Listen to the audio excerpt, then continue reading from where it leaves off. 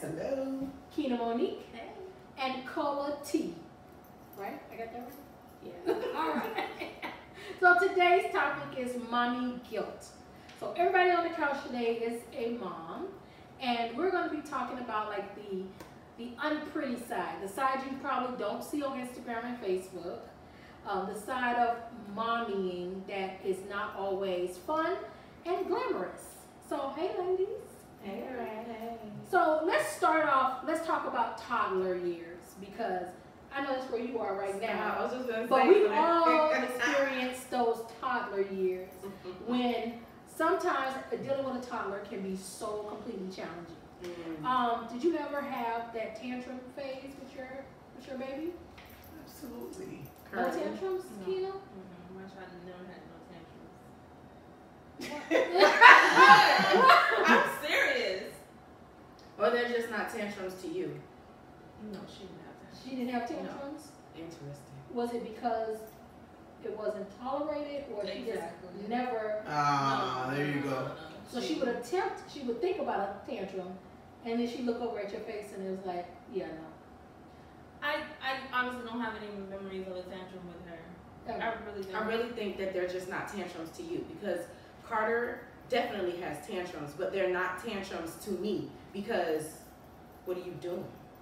Like, that's like, he does it, but to other people they'll be like, oh my gosh, he's throwing a tantrum, he got upset, and I'd be like, and then what did, my response is, so what was your response to that? Were you like, oh my gosh, Carter, no, don't do it? Now it becomes a tantrum because you fed into it. Okay. So when he starts with me, it's like, what are you doing? What is that? So to me, he doesn't throw tantrums, but there are tantrums. Okay. I didn't get that. No. At all. No, I don't Okay. understand that. So Perla, what about you with Oh, Cameron? absolutely. Absolutely. Just I had it all. And Anything how? that you could imagine, I had. I was starting with the terrible twos at 1. Everything has just been ahead of time. So she would throw herself to the floor, kick and scream. Yeah, she would, anything that she didn't, she didn't get her way, really. I mean, And what did you do? What was your way of It depends where we were at. If I'm in the street, I'd probably drag her. If she's at home, I let her do it. It depends. If I had to go, why are you looking at me like that? If I had to go, we have to go. Because we hear My drag. mom dragged my sister across the street on a boulevard, Los Feliz Boulevard in California, Los Angeles, California. Major, it's almost like like Biscuit Boulevard, okay? Boulevards are big. 4 lanes. Your way to walk, and she's like, I'm like, oh, we gotta go. She's being dragged. I mean, I can't. She's only 8. It feels like so long ago. I can't remember a particular incident. It'll come back to me. It'll come back to me. But I definitely, yes, definitely. I mean, like I said, I didn't take it. I just, we had to keep it going, keep it moving. Yeah. Well, my oldest son, who's 24 now, his tantrums were always associated with pacifier. There was a point where I felt like he had gotten too old for the pacifier, and I was trying to take it away. I was trying to be like, okay, enough. Because everybody around me kept saying, he's just too old. Like, why is he still, he speaks complete sentences. Why are you letting him still suck a pacifier? Definitely. How old was he? He was 2. And I tried taking the pacifier away because then I felt bad. Like, I personally didn't have a problem with the pacifier. What? I didn't. Because I always felt like it was something that was soothing to him. He wasn't hurting anybody. It was his little thing, his big teeth. I let him have it, right? So then people were talking about, oh, it's going to mess with his teeth, this, that, and the third. You need to take the pacifier away, and I attempted to do so. That lit a fire under my mother and my grandmother. They were like, no, the hell you won't. Give him the pacifier. When he's done with it, he will get rid of it. So I took it away. My mother bought probably 5 or 6 pacifiers and hid them around her house, and my grandmother did the same thing. So he knew when he got to one of them, there would be a pacifier. But ultimately, he did get rid of it on his own.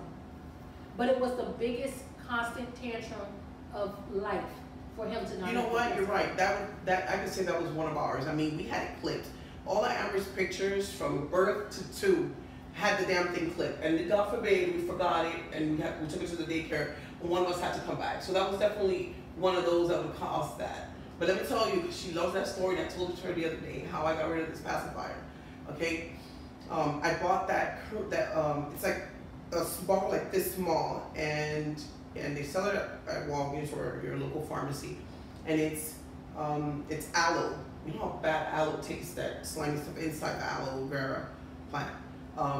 And it's for thumb sucking.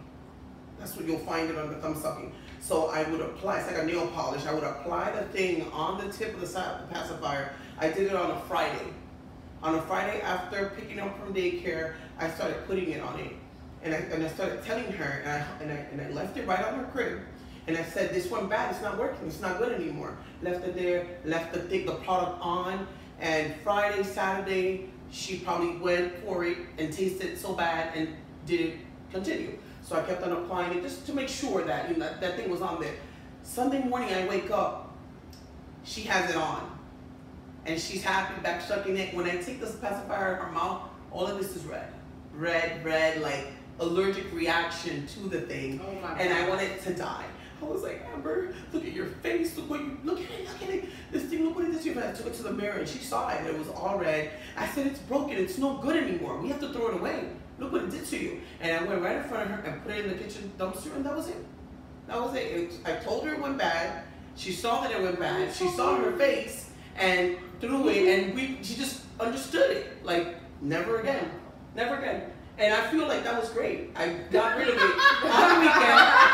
What? I got rid of it on a weekend from Friday to Monday, and it was done. It caused her damage. Yeah. The pacifier went bad. It was no longer tasting good. And when she took all the flavor off of it, is when she was all happy. And then the thing was like allergic reaction. I'm like, no. Look what it did to your face. No. And I was really scared because I'm like, her face. And I was like, no, we have to throw it away. And she's like, that's how I got rid of it. I think everybody needs to try that. No, I feel so proud. horrible. I feel so proud. It's genius. It's a genius That idea. is not genius. But what's That's the horrible. next kid don't break out? Because I think what happened, you know, she's a girl and, you know, she broke out. It's like, oh no, I can't do it. But I agree with the weekend thing. I got rid of Carter's pacifier over a weekend. It literally took 2 days. Really? Mm-hmm. No, that's not for me. And 2 days? Mm-hmm. Okay, there you go. 3 months. Y'all better try it. I'm telling you. And she was 2. Mm-hmm. No, Carter wasn't 2. Carter was. Wait. Well, yeah. I'll give him 2. So for those mommies who are trying to get rid of the pacifier before 2, give them till 2. Mm-hmm. Right? Yeah. Okay, we're gonna agree. Yeah. Give them till 2. What happened for my son was he got chickenpox, and he had chickenpox in his mouth. So when he would try to suck the pacifier, it would hurt. Oh. So he would suck it and he'd look at it. It went back. And then he put it back in, and he tried to suck it again, and it still hurt. And he looked at it the second time, and he threw it on the floor, and that was the end of it. So it happened just like that, but it was as a result. But I do believe that in those cases, like, kids will outgrow their things. Now, what frightens me, and unfortunately, this seems to happen in Hispanic families a lot. I see the 8-year-old. Oh yeah. I see the 8-year-old with the pacifier. Oh, it doesn't happen in black families? No, hell no. You ain't getting past 3. No. You ain't getting past 3. No. You're right. No. I have a coworker that if she gets real comfortable and just passive, she'll sit in the office just be like this, like. Oh no. As an grown. adult. She's 40. Yeah. She's 40. I have a cousin. And I'm like, but whatever. Yeah. I love her. Oh, I have a very close friend who you will not take that. Think that's her finger. Don't touch it. It is what it is. Live your life. You love it or you don't. It don't matter to her. The finger does what the finger does. Do you remember the old school pacifiers, the yellow ones? Yellow? Like the tip was really big. Yes. Yeah. And then the circle, the handle was really big. My cousin used to have one of those. That shit was so crazy. And that did ruin his smile a little. Like it curves the teeth, you know. But and he it used to have doesn't that happen to pacifier. everybody because, you know, like I said, my son was 2. He was still sucking a pacifier. It did not impact his No, that's health. okay. 2 is fine. Still. But I think past 2 is when we should talk about some intervention. Yeah. Well, But so up to 2, I think is fair. Yeah. Well, her I was was too, because number one, she kept losing them, and I was tired of buying them. And the last one she had, she sucked it till she put a hole in it. So I just said, you know what, that's it. So when it was time for her to go to sleep, I put her on my lap and I rocked her to sleep. It took 2 nights, and she was done. Yeah. 2 nights and she didn't ask for it. Right. Yeah, I had to cuddle. Okay. I had to cuddle. Oh, you call it bobo.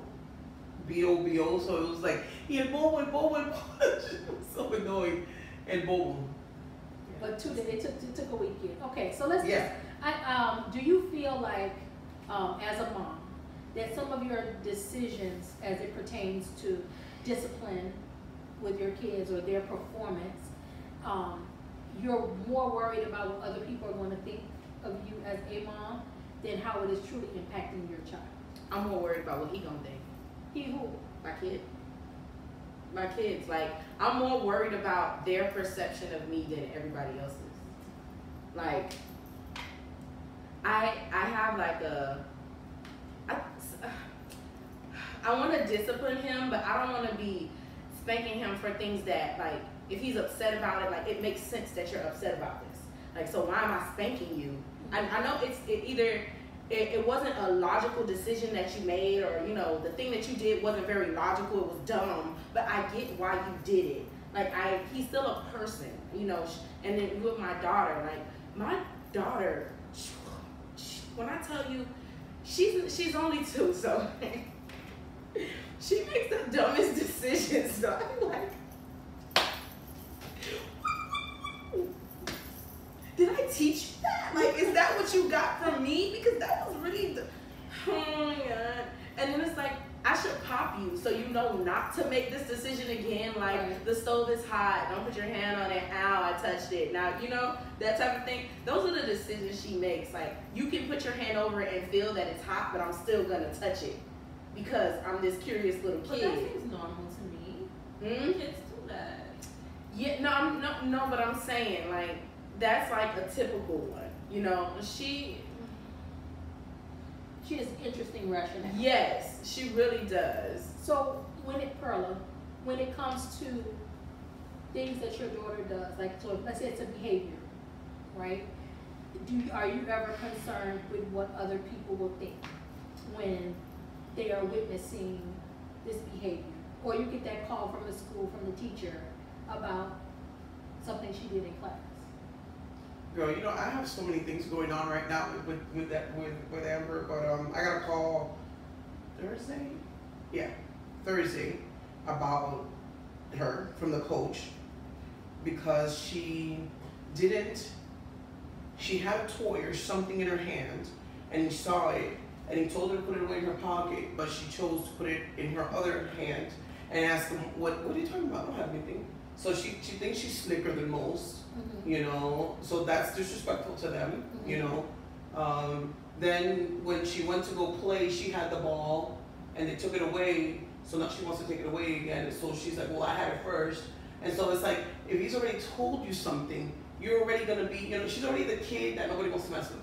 Because it's either because the teacher feels some kind of way with having to tell her something all the time, or she's the tallest one in the group, so she could use that to overpower them. Sometimes she'll physically grab them back from getting a ball, or, you know, go like that because she's keep it away. She finds any way to keep the stuff away from them, and I'm like, I don't even know what to do. I'm literally taking parenting classes right now. Every Tuesday, 10 sessions. So, and they're free. So if you want to know, I can tell you in Miami. Yeah, no, literally, it's like in Miami. It's a children's trust. It's a children's trust, so I don't know if there's a way of reaching them. But yeah, they're 10 sessions for free, and you know they don't allow you to. They don't allow you to, like, obviously spank, because you know that's not the proper way. But it's more of a quiet time and a timeout that they normally do to reprimand a child. You have to, you know, use a lot of positive reinforcements. Like, if you find them doing something right, acknowledge that moment that they're doing something right. Taking away things, I mean, that we know this, taking away things. Just holding them accountable, keeping up with the tantrums, writing them down, seeing how many there are.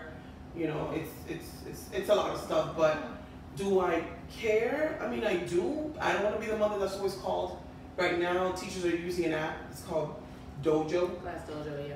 Literally, the average was switched from one teacher, and school's basically just started. So sort of half the time she was in with another teacher. Now she's in a new one, and that teacher was on that Dojo every day with me. I always see a little pop, and I'm like, what is it now? Sometimes it was just something she wanted to tell us, or it was a homework. But I would always be scared. Like, what is she doing now? You know what I'm saying? Because it's like it's a lot. It's a lot. You know, she's a lot to handle. But I want her to trust me and feel comfortable in telling me things. Do I care what people think? I do. You know what I'm saying? I do because, you know, she's gonna be this person in society that needs to be able to live amongst us. You know what I'm saying? And be able to deal with other children. But she's one, like, I don't know. I tell this to other mothers because I really suggest for mothers to be around other mothers and other children, because you think some things are only happening to you, right. And they aren't necessarily. Because, you know, even that question that you asked, one of you was like, oh, that happens, oh, this, yeah.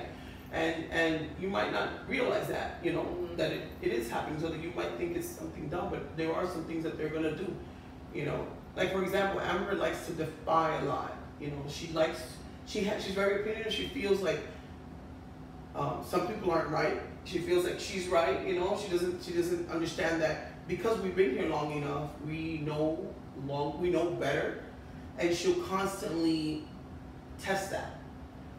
I mean, it's like so simple. We were going out yesterday for my nephew's birthday, and she was wearing like this light blue pant, and I told her, do not get close to the car. The car's filthy. And there was a point that I told her, put the bag in the trunk, and I saw her getting close, you know. But I told her when we were by the front of the car, when she was by the passenger, she was going to get in there, and I told her to put that in the trunk. So as I'm telling her that, she's testing it. I got so furious. And then I really analyzed it, that she really did it on purpose to test if her pants would get dirty. Because she did do it anyway. Wow. So I'm like, you know, it's a constant thing that children are going to do to, I don't know if it's go against, just like prove their theory. It's like, I really wonder, so I was like, were you trying to prove a hypothesis? Does she knows about hypothesis and then test it? And I think ultimately I did get an answer from her that yes, that she wanted to do it to see if it was true, it was going to get dirty. So, you know, this kid is not one of those that isn't going to necessarily learn or understand with like what we say or what I say or what anybody says, what the teacher says.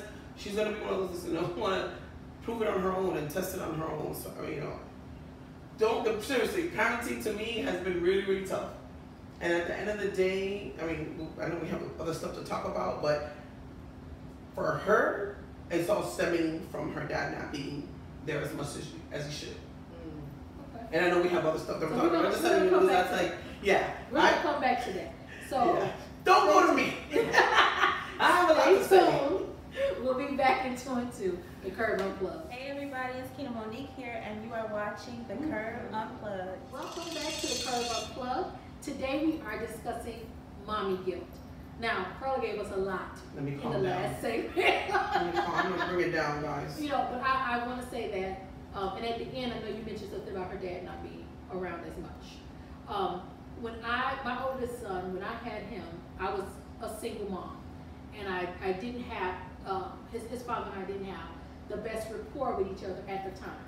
So it was very difficult, and I was obsessed with what everybody was going to think. Simply because a lot of the people around me that were my age who had kids were still with their children's fathers. Like they were still in relationships, and they still had the support of their child's father with them at the moment, and I didn't have that. So every failure I took as a personal failure. Like I cannot forget that he struggled with learning to tie his shoes. This thing drove me to the point of no return, because I felt like if you can't learn to tie your shoes, you won't be able to do anything else. Like if you can't tie your shoes, how are you going to write your name?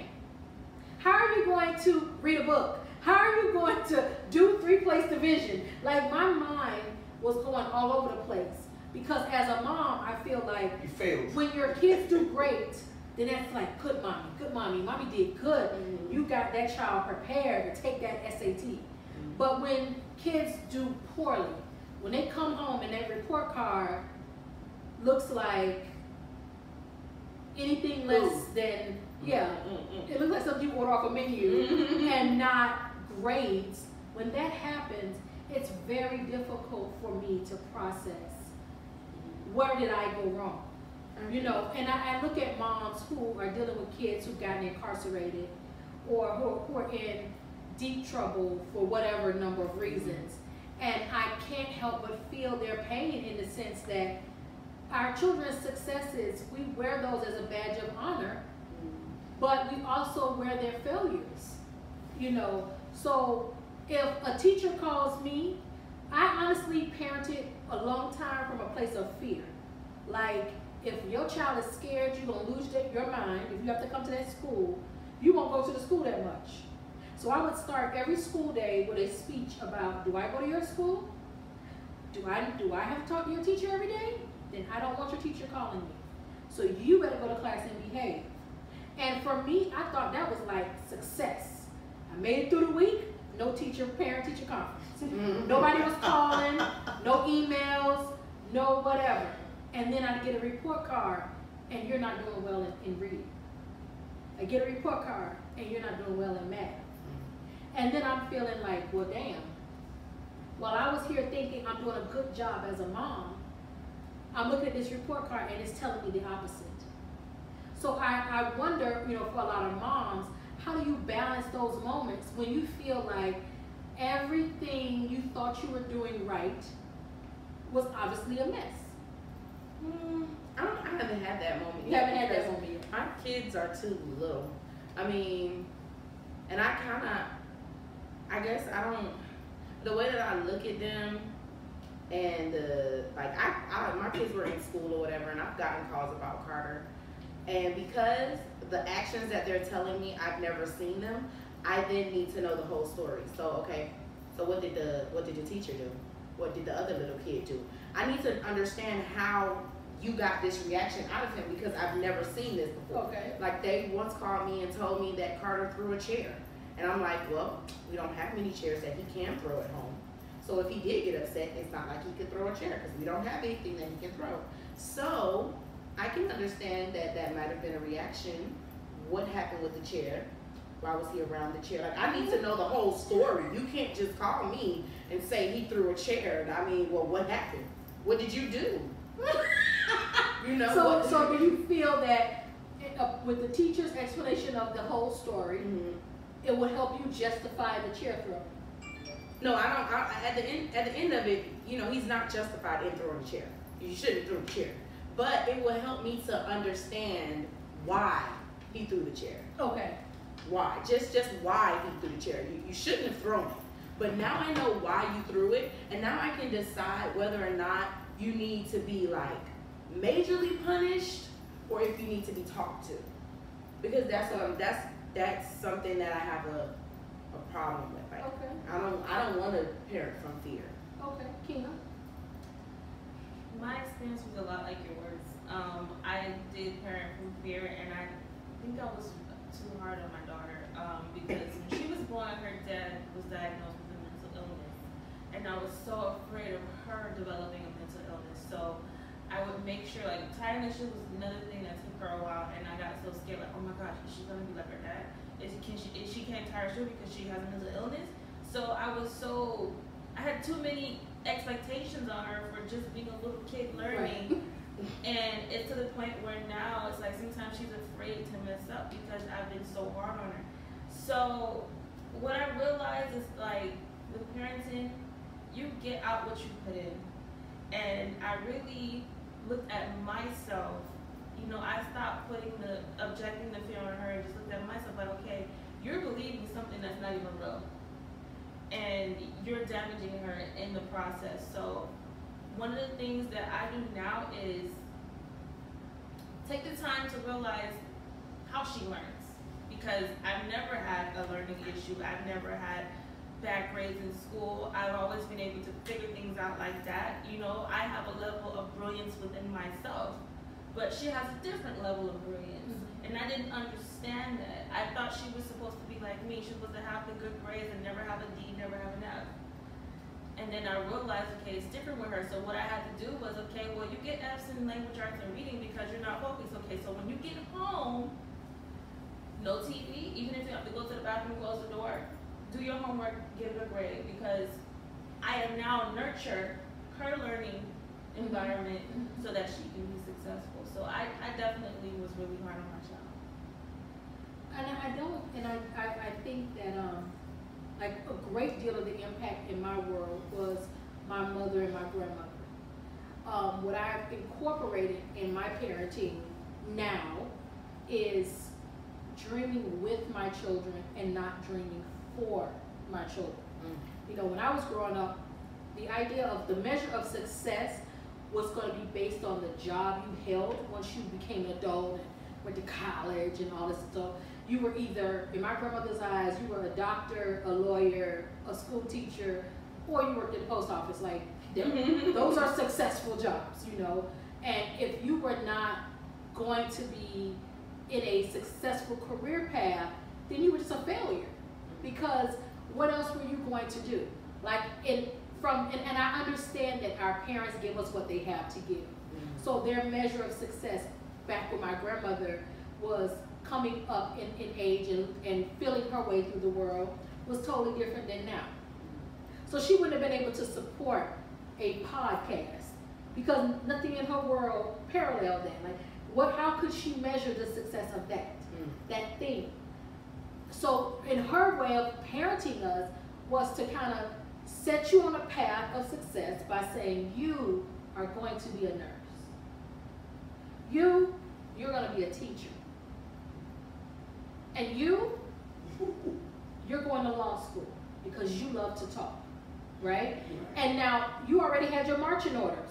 So when you head out to school, there was only one result that measured for her that you were being successful as if you made it to that place that she predestined for you. And I found myself doing the exact same thing for my kids. Looking at what they're good at and saying, you know what you could be when you grow up. You could be a physical therapist. You know, you could be. But I feel like that's good to give them ideas. And I think it's decent. It's good to give them ideas. It's not good to hold them to it as if it's a requirement. Yeah. Because now we look at the world with a wider frame, and you realize that there are people out here that are very successful doing non-traditional jobs. Absolutely. So we want to give our kids encouragement and not discourage their dreams, because that kid with a dream could be Bill Gates. That kid with that dream could be Oprah. Like, for all you know, that kid with a dream could be Barack Obama. So you're focused on what we would say to the child, not what that child would tell you. Exactly. So that's what those parents used to do. Exactly. Is kill the dream. The minute you're gonna whatever be dream a singer, oh, you mean you want to go to church and be in the choir? We're gonna get you to church. You're gonna be in the choir. Not a problem. But you're gonna go to school and be a school teacher, because a school teacher is a respectable job. And when I started parenting, I measured it the exact same way. Because this is what I came from and this is what I know. And so when my kids were not following into that path, and I could see, when my son left for college, I had already envisioned graduation day. Like, I had already pictured he was going to do this. And then he did everything but that. And then I'm like, what the hell? This was not our conversation. And he brought me back to the shoe tying incident. And he let me know I gave him anxiety problems when he was 4 over learning to tie his shoe. And then he said, do you believe you raised me well? Then let me show you what I can do. And that meant step the F back, you know, and wait. And let me show you. I don't think that we're going to always agree with our kids' decisions. But I do believe that great communication and having a different level of understanding for them and with them will help mold them into great people. And they become something that you probably never imagined they would be. But we have to be careful. Can we get a tissue? We need tissues over here. We get a tissue. But, you know, seriously, I look at even the way the style. I have 2 boys. their styles of learning are so totally different that I was just afraid that I had completely failed at being a great mom. And then you talk to them, like literally talk with an open mind and hear what they have to say. And you'll be amazed at who you're raising. You know, that story you said is so crazy because, and this is not even like, it's about me because that's what I had to tell my dad. Like when I was telling him like I wanted to be an actress or whatever, he was like, so that's not realistic. It's not a real job. So we're going to, I'm like, all these people on TV and it's not realistic, I'm confused. Like all these movies coming out and it's not realistic, I'm confused. And so like that's one of my top goals. Like, yeah, I'm not a college person. Like, so I went to college for no reason. Like, it's not for me. I'm not a school person. So, but if my kids want to go to school, well, power to you, baby. Where you want to go? Let's go visit the school. Let's get on the campus. You don't want to go to school. You want to be a pro wrestler. All right, there are pro wrestlers. They're out there. Let's get you on the track that you want to be on. I mean, my kids are only 2 and 3, so at this point, I'm just trying to get one to start talking and the other one to, count properly. Okay. So when we come back, we're going to talk about communicating with the other parent. Because I know this is a big challenge. The worst face in the history of Facebook. I know that this is probably a really big challenge, especially for single parents, when there's 2 separate households happening. But it can even pose to be a challenge in a 2-parent household because maybe your vision of what parenting, discipline, and all that good stuff looks like may look completely different than what it looks like to your spouse. So, we will be back in 2 and 2 right here on the Curve-Unplugged. Stay tuned. Hey, this is Nikki Dollars, and you are watching the Curve-Unplugged. Welcome back to the Curve-Unplugged. We good now? You good? And we are talking about mommy guilt today. So, let's talk about not damaging our children, because I think that's every mother's fear, and communicating with the other parent. So whether or not you and the other parent are still together in the same house, or if we're talking as single moms and the other parent is not in the house. Let's just talk about that. So I'm going to start with Keena. How does that work for you when it comes to communicating with your daughter's father? As I said, he's been mentally ill since she was born, so he's not at the mental capacity to where you can have a normal conversation with him. So it's always been me.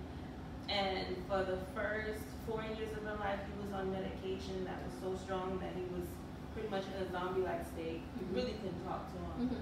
So that was difficult for me because I'm a daddy's girl. I don't know what it's like to not be a daddy's girl. And I was like, okay, oh my God, my daughter's never gonna understand what that feels like to be a daddy's girl. And on top of that, she looks exactly like him. So for years, I would cry because I felt so bad that I couldn't take that away from my child. But, as years went by, he became more stabilized on his medication, and now he can talk to her. He expresses how much he loves her. And that really takes a lot of pressure off me because at least she knows he loves her. He says it. He can communicate that with her, and she can say it back. And she's frustrated with the fact that her dad is mentally ill. She doesn't really understand it yet. But eventually she will. But I'm thankful that at least they can communicate how much they love each other. And that to me is just like being a daddy's girl. Awesome. Perla, how is the communication? How does that work? In what sense? When it comes down to making decisions for your daughter, or if you're calling because of behavior. I don't bother with any of that. I don't even bother. I don't bother about anything. I do it all by myself. Only communication I have, and it's not that we don't. It's not that we can't communicate. It's not that. It's that he works so much. He works 2 jobs that he has no time to even have a conversation. And like for example, today I wanted to call back. She's with him. It's every other Sunday that he takes her, and so I wanted to call him back to tell him about Christmas. And how we're gonna maybe split some of these gifts because this girl put like real expensive stuff in that list. Okay? I don't know what she's thinking. You know, she really thinks it's Santa, you know, type of thing. You know, yeah. So, but then the girlfriend's there who is very jealous and doesn't like it for some reason. So for me to call back, it's gonna probably be an issue. You know, even today he told me, "Oh, bring her downstairs because I can't go up because you know I don't want her to say something or whatever." I'm like, okay. So anyway, the communication is, you know, he barely calls. He literally sees her every other Sunday, and that's it. So if I can't get a flat tire, I can't get sick, I can't get anything because I have no help from that side in terms of like, can you get to the aftercare real quick and and that's like it. Like he works in the beach, lives in the beach, and she goes to school in the beach and the aftercare's in the beach.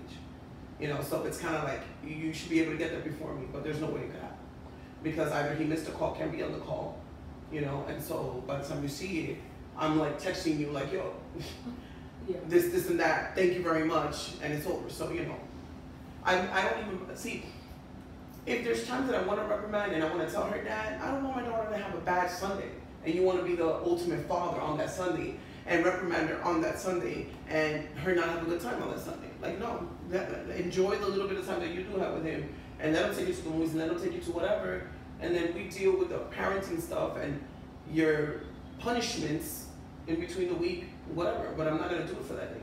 Like, I don't think that's fair to her either. And then so she's there now being punished and now she can't do this because, oh, now he's mad too. And like, no, don't be mad now. You needed to be mad on Monday because if you would have called, you would have known that such and such thing happened. You know what I'm saying? So, I don't, you know, that's... Okay. Cola? Well, when it comes down to the kids, we have fine communication. We have completely different parenting styles, completely different. I think really taking the psychology class that I took when I was trying to go to school and stuff, it really put my mind at a different view of people. So I don't see little children as children. I mean, they're children, but I feel like they still have feelings, they still, you know, have thoughts, opinions, like you're little people. Yeah, you're a little person. So like, if I give you this broccoli and you taste it and you say, Mommy, I don't like it, I'm not gonna say, all right, you gotta eat it because I made it. You know, all right, what can we do to make you like it? We put some cheese on it, boom. Okay, you like it with cheese? Like Carter loves grits. He loves grits. He loves grits, but they have to have cheese in it. Riley, she loves grits, but her grits cannot have cheese in it. Riley will eat grits with meat in it. You cannot put meat in Carter's grits. If you put meat in his grits, he's not going to eat the grits, even though he loves grits. So if his dad, you know, decides, okay, I'm gonna chop this sausage up, and the sausage gets in his grits, he won't eat them. And his dad will be like mad at him. It's like, it's all the food, it's all going in the same place. You know? And I'm like, well, you know, I understand him. I understand that he just doesn't like it like that. Like he likes corn and he likes rice, but it can't be mixed together. You don't like his food touch? No, he doesn't. Okay. Riley, on the other hand, pile it on, let's go for it. You know, so when it comes to that type of stuff, you know, and then he has like preferences of what shoes he wants to wear, if he wants to wear underwear today, if he doesn't want to wear underwear, you know, he has that. So our communication when it comes to the kids, it only gets tense when the kid is like, you know, I don't want to do that right now. He feels like you gonna do it because I said so. And I'm like, if he has a valid reason as to why he doesn't want to do it, let's not. Well, no, I haven't. Coach is like, that's interesting because I know you're from the old school. You're like, people are like, my daughter is the great negotiator. She could really be a lawyer, just talkative and just negotiating. And like, Mommy, how about this? And how about we do this? And yeah. So she allows her to negotiate, and you're like, no, you need to do what I say. Yeah, I have not done much negotiation. I have not. And I think it's amazing. Like, I'm hearing this. I'm wondering, do I need to start over? Like, okay, kids, we're going to take two. You know, let's try this again. Maybe I can get it right this time. But I do feel like, you know, if I'm making, I've always felt like I was making the best decision for my child. So thereby, if I'm saying that this is what we're doing, then there's no what if, can we, how about, let's try. No. This is what we're doing. And you know, as single moms, I think sometimes it's about necessity over comfort, or you know, or convenience. Because if I have to get to work and I have to be there by 9, then maybe today you're going to have a sandwich. Like I don't have time to make something else because we got up late. You couldn't find your shoes.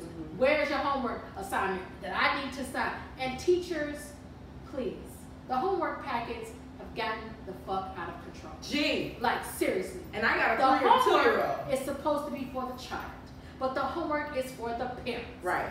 That drives me nuts. Nuts. But when it comes down to it, it's like, as single parents, especially when you don't have any other support, you don't have that other parent there to bounce things off of. Okay, I'm running late. His grits is now touching his corn. Please make another plate so you don't. I don't have time for this. Wait, put the grits in the corn in a piece of bread and let's get in the car. Flag on the flag. What? Let me get the flag out for you then. What's the problem? It's not that simple. Okay. It isn't. But when the you man don't listen to nothing. But when you got, when it's just you, yeah, you know, and I think Keena mentioned this in one of our other segments, how tired you are because there is so much pulling on you to get done. Not to mention, in the back of your mind back here, you already hear your supervisor asking you why you late again. You already hear that little voice of why are you late to work? You know, there's a meeting at 9 that I have to be in at 9. I cannot be in that meeting at 9:15. I cannot walk in there at 9:35. So I need you to tie this damn shoe. Better yet, put your foot up here. Let me tie it. Let's go. Yeah. And it hurts at the end when you really have time to process it all because you don't want to hurt your kids. Yeah. You don't want them to feel like you don't hear them and that they don't matter and you don't care. But finding the balance is often the greatest challenge of the universe. It's more difficult than a calculus equation. Because where do you find the time to just sit here and listen? Oh yes, you have a good point, Amber. That's, you know what? I never thought about it like that, sweetie. You know, let mommy explain what's happening with your dad because he's not here right now. I consider I don't even have time to do that. It's not that I don't want to, but I don't have the time to. So some things get kind of like hodgepodge, kind of put together, and okay, you look good, let's go. Boom. But one of the things you said before, you said kids come through us, we don't own them. Exactly. And that's something that Thank you. I incorporate that to find the balance between the convenience and the necessity. Right. So one thing I understood, just like what she said, my daughter will not eat certain things, and if I try to make her eat, she's gonna immediately throw up in the bathroom. I'm like, you just threw all my food up, thank you. But then I realized, okay, she's a human being. She doesn't like it. So now I just have to realize, okay, I'm not gonna make this because I already know she's not gonna eat it. So in my house, there's 2 vegetables she eat, 3 collard greens, cabbage, and broccoli, and there's no other vegetables she's gonna eat, and I won't cook it.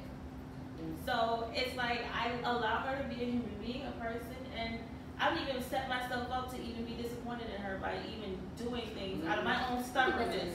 Yeah. I love it. Yeah, and I do that. I do that all I love the way Perla has these conversations with her daughter because I've overheard some of these conversations. And I know that in all of I have a 24 and an 18-year-old. I have never done some of that because I wasn't raised even with that understanding of things. Like the way I was raised, it was kind of like nobody gave a shit if you didn't eat something. My mama was gonna make squash. To this day, I don't like squash.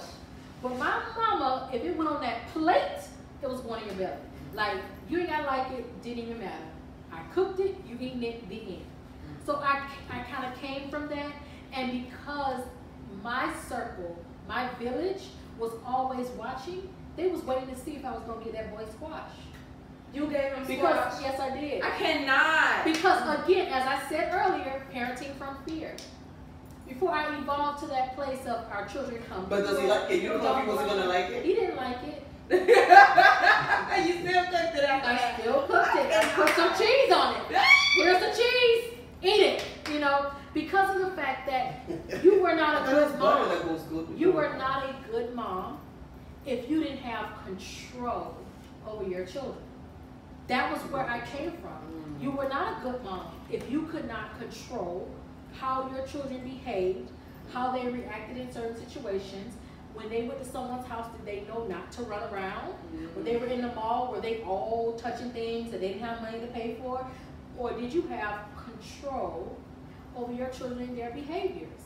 So it was odd to me when I would see a mom standing here, the kid is over there, and I'm like, you just gonna let that happen? Like, oh look, remember when we was in Ashley Stewart's? Yes. And I was shopping and Carter was on the Carter other was on side. the other side of the store.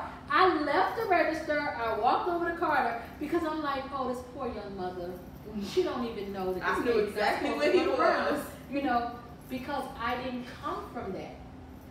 And having evolved and understanding our children come through us and they do not belong to us, it helps me find balance even in my own life. Because there has to be times where I take out time for mommy and you gonna be all right. I'll be back. I'm sorry. And then there are times when I realize that right now my kid needs my undivided attention and everything else needs to wait. Everything else needs to stop. But that balance comes from understanding that when we are blessed to be the mother of these children, their own little personalities, their likes and dislikes, their opinionated ways, the fact that they have some habits that may remind us of the other parent, even when the other parent isn't around. That all of that makes them who they are. And it's our job to nurture that.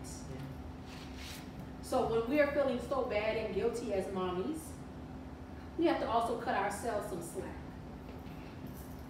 We have to. There is time in the day to get things done, but there will come a point where some stuff you're gonna have to be okay with that just didn't happen today. You know, yeah, you want your kids to eat healthy, but you left work late. They got this big homework project that gotta get done, and today we're gonna swing into Burger King and we're gonna get something, and then we're gonna go home and tackle that homework assignment. Did you eat? Did you bathe? Are you alive? Then we good. I'm gonna lie to you. Recently, I have been feeling so just like, you alive still, ain't you? Alright, cool. Because it's like, okay, here's dinner, eat the dinner. Sit at your table, eat the dinner. Walk away for 5 minutes, come back, the whole entire plate is still there. So you're not hungry. No, I'm not hungry, mommy. My stomach not hungry, it's full. From eating what? What did you eat? What did you eat? I ate chicken. What time did you eat the chicken? Lunch? That was 5 hours ago. You trying to tell me you not hungry right now? Alright, cool, bro. Don't eat. It is what it is. You want some water? Yeah, mommy, I want some water. Drink the water. Fill yourself up. Good. And then when I think about it, it's like, dang, I'm such a bad mom because he didn't even eat dinner. That's crazy. He had an orange and some yogurt, you know. So he good. But I have those moments. I'll cook dinner and I'll eat cereal. Like, I'll cook dinner and I'll grab an apple because some days, you know, you just don't feel like it. You know, I will always quote that little line from one of my favorite movies from Hangover. But did you die? And if the answer is no, we had a great day. We had a great day. Because mommy guilt can go on for years and well after the children grown, well after they moved on with their lives, mommy guilt can just plague you. So do yourselves a favor, mommies, and cut yourself some slack. Go out, girl. Live your life. Do some things that make you better as an individual.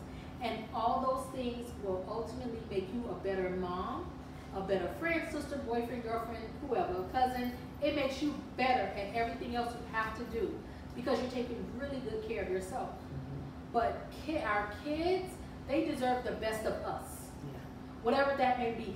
Your kids even deserve to see you not get something right. Because it gives them permission to know that it's okay to make a mistake. Like in this lifetime, it is okay to not get everything 100% right. If they see mommy appearing to be perfect, how in the world do they live through their hiccups?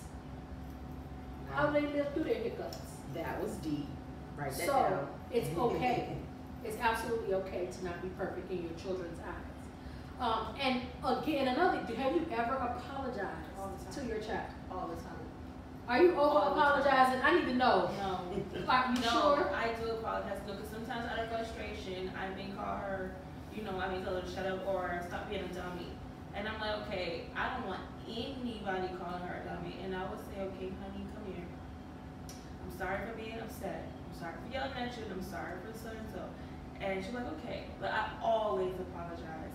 And if my mom says something out of line to her and I call her in the kitchen, don't ever let anybody talk to you like that.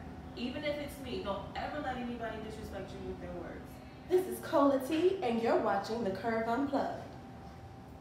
So, Perla, have you ever had to apologize to your daughter? No, for what? There's nothing to Nothing you said or did that you were like, hey, mommy shouldn't have done that. Okay, there was one time that I did say something that I shouldn't, and I did apologize for that. And she still remembers it, so I think I'm gonna get stuck with that for the rest of my life if I never commit something so bad in terms of calling her a name. Mm-hmm. But no, not really. I can't think of anything really like so bad. Okay. Well, I know your babies are babies. I apologize to Carter all the time. Riley, yes, I've apologized to Riley. Riley has a developmental delay. So sometimes, like one day she's on it. Spot on. She can brush her teeth, she can put her shoes on, she can throw stuff in the trash, she's doing it. The next day, not so much. So it frustrates me. And I get like, that's the exact face that I make. So I have had to apologize to her for, getting upset with her.